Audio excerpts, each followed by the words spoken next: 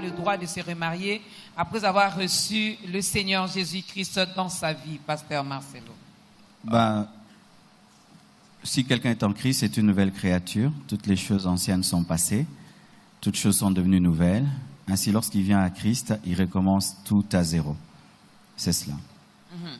Alors, est-ce que, lui, la question de la sœur Dorcas, est-ce qu'un païen divorcé a le droit de se remarier après avoir reçu le Seigneur Jésus-Christ dans sa vie, Pasteur Marcelo? Si quelqu'un est en Christ, c'est une nouvelle créature. Toutes les choses anciennes sont passées. Toutes choses sont devenues nouvelles. Ainsi, lorsqu'il vient à Christ, il recommence tout à zéro. 42 ans. C'est cela. Et là, ça fait bientôt 8 mois. Donc, ça fait 3 mois, 4 mois que je me suis converti, en fait. Oui. Parce que j'ai eu de gros soucis, en fait, au niveau de la France, ici, avec... parce que je suis naturalisé français, mais je vivais avec une fille, c'était une Guinéenne, en fait. Une fille que j'ai tout donné pour elle. Pendant 7 ans, j'ai vécu avec elle, et puis... j'ai tout donné, en fait. Elle a jamais travaillé de sa vie, jamais travaillé, je payais tout. Mais en dehors de ça, elle faisait beaucoup de maraboutage, parce qu'au bout d'un moment, j'ai senti ça, en fait. J'ai senti beaucoup qu'elle faisait le maraboutage. Et mes affaires, tout ce que je fais, je gagnais de l'argent. Là où je travaille, je suis chef d'équipe. Je suis chef d'équipe entre les blancs, tu vois, tu te rends compte, il y a 300 ouvriers dû à choisir un noir comme moi pour me mettre à la tête de certaines personnes, pour pouvoir les guider. Oui. Tu vois. Mais j'ai donné toute ma vie pour cette fille-là. Oui. On a fait un premier enfant.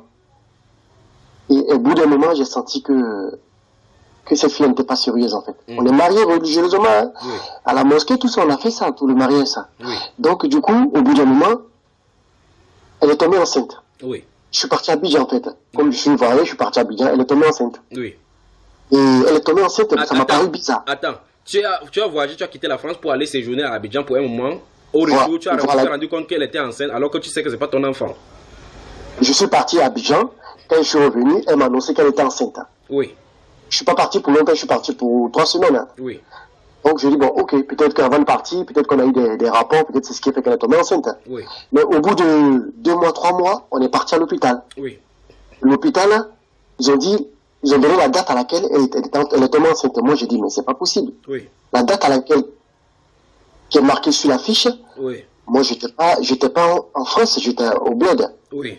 Elle me dit non, c'est des trucs approximatifs. Oui. Je dis bon, ok, pas de problème. Donc j'ai accepté, mais malgré que j'avais le doute, tu vois, le Seigneur me disait quelque chose. Oui. En ce moment, je connaissais pas Jésus-Christ, je connais personne. Bon, il y a quelque chose qui me disait mais non, c'est pas ça, c'est pas pour toi. Mais j'ai supporté cette meuf, je l'ai supporté. J'ai supporté les crises de grossesse, j'ai supporté ses humeurs, j'ai tout fait. Tout ce que je fallait faire, j'ai fait. Alors que c'était pas l'enfant, c'était pas moi. Elle accouche 3 jours après l'accouchement, elle sort de l'hôpital, il y a un jeune qui m'envoie un message, qui me dit non, l'enfant n'est pas à toi, l'enfant est à moi. Il m'envoie toutes les preuves qui prouvent que l'enfant est à lui. Oui. On n'a pas fait de test d'ADN. Oui. Et moi j'appelle les parents, j'informe les parents, je dis bon voilà, ça fait un moment que j'ai failli me suicider. Hein. Je te dis ça. C'est terrible, mon frère.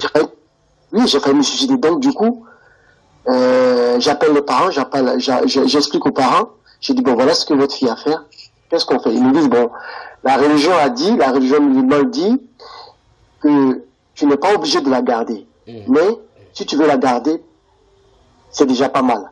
Si tu l'aimes, que tu veux la garder, c'est pas un péché, mais tu n'es pas obligé de la garder. Donc, qu'est-ce que tu veux? Bon, moi aussi, j'aimais ma femme, j'ai déjà fait un premier enfant avec elle. En tout, les enfants dans la maison, ça faisait 3 enfants. Elle-même, quand je l'ai connue, elle avait un enfant. J'ai fait un premier enfant avec elle. Et là, l'autre, le dernier, le bébé, ce n'est pas à moi. Oui. Je dis, mais attends. Et durant la grossesse, c'est toi qui prends soin, tu gères les humains et autres. Oui, tout à fait. L'autre poltron, il est dehors, il attend que tu finisses de t'occuper. Quand l'enfant sort, il t'envoie le message pour t'informer que c'est son enfant. Voilà, c'est ça. Et donc, du coup, c'est pareil, il me dit, bon, j'ai essayé de prendre sur moi, j'ai fait un travail sur moi, mais, frère, ça n'allait pas. Ça n'allait pas, Junior. Ça n'allait pas, j'étais là. Mais pendant tout ce temps, pendant 6 mois, je suis dans le couple. Mais je suis pas bien, en fait. Je suis pas du tout bien. Je me dis, mais il y a quelque chose qui va pas. Mais je donne mon amour à l'enfant. Et elle passait son temps à sortir, aller en boîte. Tu vois? Après l'accouchement. Et 2 fois, oui. Et 2 fois, elle faisait chambre à part. Elle partait dormir au salon, elle me laissait dans la chambre. 2 fois, elle dormait, elle faisait chambre à part. 2 fois qu'elle dort, elle laisse l'enfant dans la chambre, elle va dormir au salon.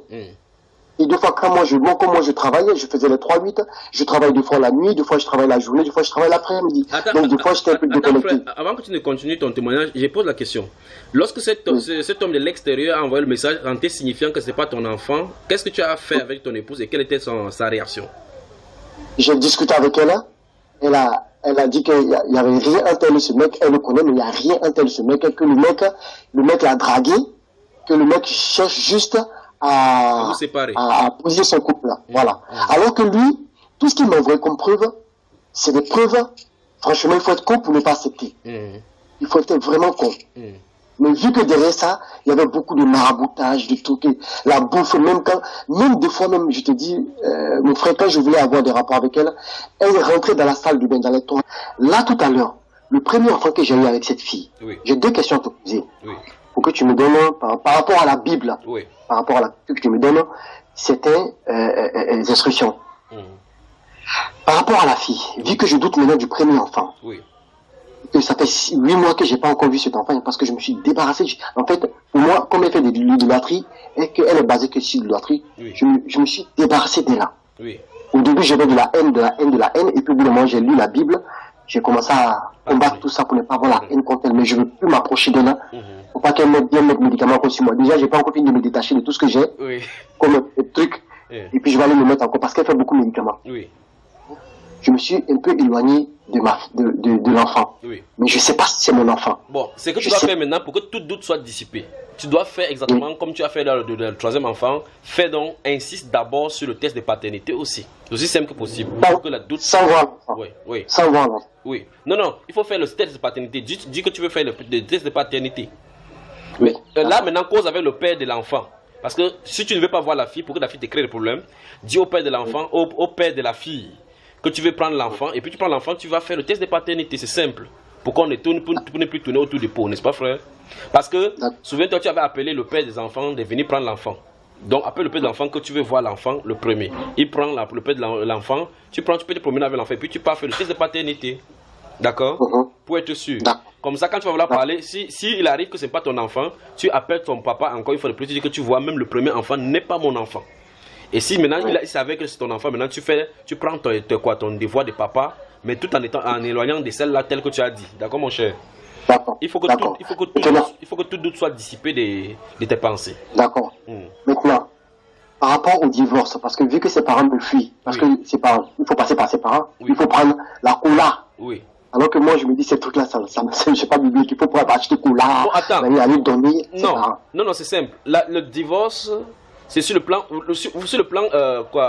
institutionnel. Vous êtes marié à l'état civil là-bas? Non. Ça veut dire que tu n'as même plus rien à attendre là-dedans, mais ça veut dire que tu n'es plus sous la tradition musulmane.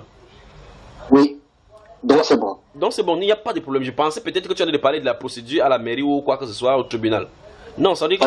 Non, ne te considère plus sur ces jours-là. D'accord, tu n'es plus sous son joug. Voilà. D'accord, donc ça c'est pas un problème. Maintenant, celle qui est là-bas, que je vais épouser, qui est chrétienne, qui est en Christ avec moi, c'est parce que comme dans la Bible, le Seigneur l'a dit, quand il a envoyé les Israélites, il les a dit de ne pas toucher aux filles des Cananéens. Je te propose une chose. Oui. Tu as mangé des choses, tu as certainement mangé